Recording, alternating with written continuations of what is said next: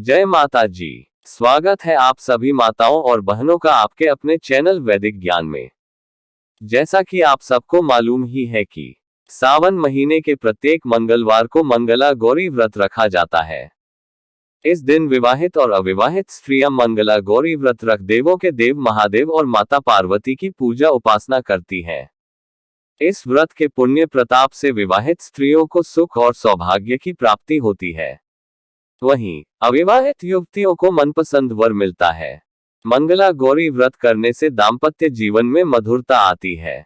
अगर आप भी मनोवांछित फल पाना चाहते हैं तो मंगला गौरी व्रत के दिन विधि विधान से महादेव संग माता पार्वती की पूजा उपासना करें। साथ ही पूजा के समय मंगला गौरी व्रत कथा का पाठ अवश्य करें। आइए मंगला गौरी व्रत का पाठ करें। प्राचीन समय में धर्मपाल नामक एक सेठ रहता था। सेठ धर्मपाल के पास धन संपत्ति की कोई कमी नहीं थी। वह स्वयं सर्वगुण संपन्न था। देवों के देव महादेव का भक्त था।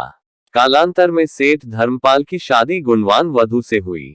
हालांकि विवाह के बाद कई वर्षों तक संतान की प्राप्ति नहीं हुई।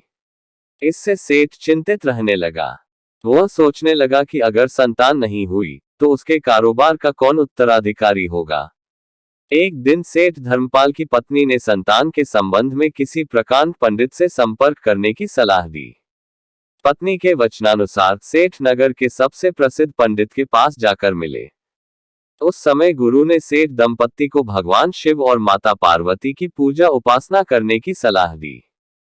कालांतर में सेठ धर्मपाल की पत्नी ने विधि विधान से महादेव और माता पार्वती की पूजा उपासना की।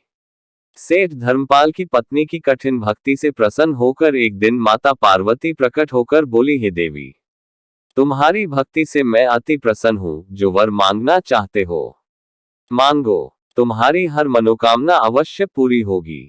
उस समय सेठ धर्मपाल की पत्नी ने संतान प्राप्ति की कामना की। माता पार्वती ने संतान प्राप्ति का वरदान दिया। हालांकि संतान अल्पायु था। 1 वर्ष पश्चात धर्मपाल की पत्नी ने पुत्र को जन्म दिया। जब पुत्र का नामकरण किया गया तो उस समय धर्मपाल ने माता पार्वती के वचन से ज्योतिष को अवगत कराया। तब ज्योतिष ने सेठ धर्मपाल को पुत्र की शादी मंगला गौरी व्रत करने वाली कन्या से करने की सलाह दी। ज्योतिष के वचनानुसार सेठ धर्मपाल ने अपने पुत्र की शादी मंगला गौरी व्रत करने वाली कन्या से की। कन्या के पुण्य प्रताप से धर्मपाल का पुत्र मृत्यु पाश से मुक्त हो गया। इस वजह से धर्मपाल के पुत्र ने 100 साल की लंबी आयु प्राप्त की। तभी से ही मंगला गौरी व्रत की शुरुआत मानी गई है।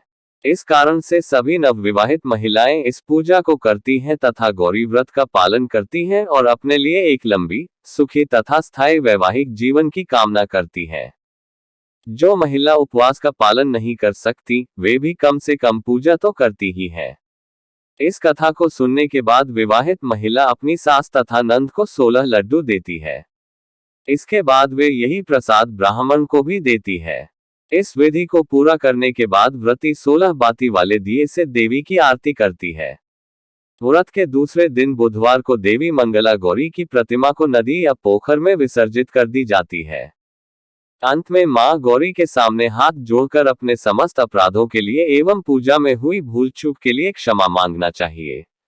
इस व्रत और पूजा को परिवार की खुशी के लिए लगातार 5 वर्षों तक किया जाता है।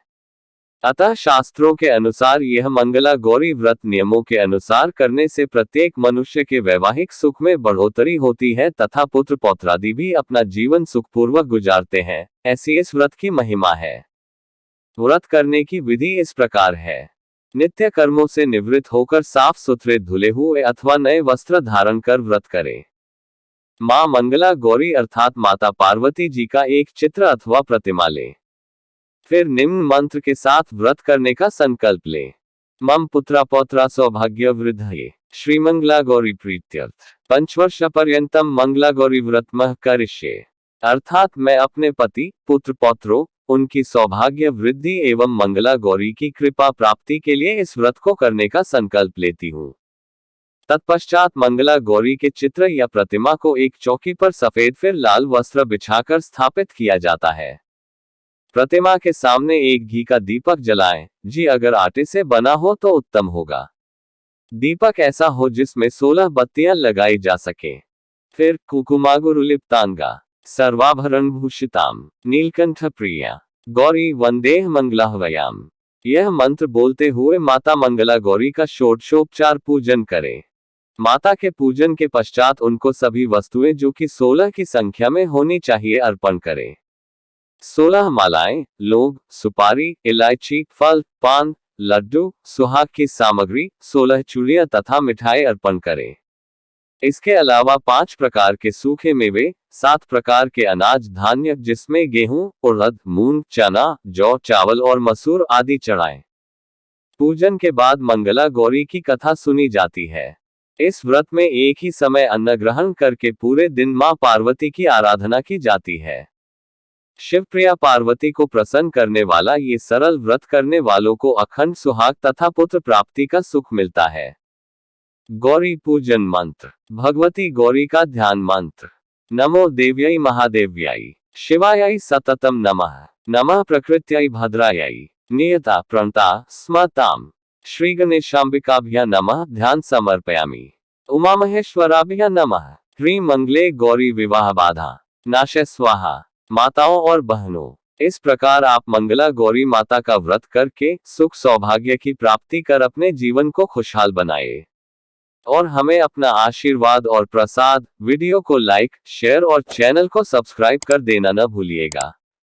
जय माता जी। हर हर महादेव।